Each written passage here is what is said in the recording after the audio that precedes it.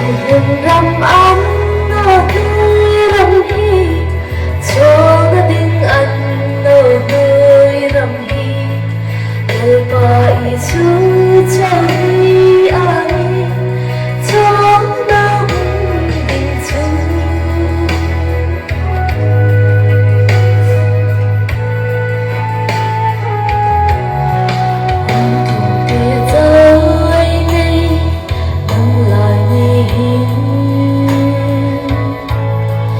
lời bài chú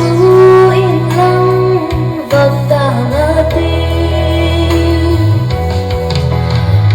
hừng rằm ấm nó tươi rằm hi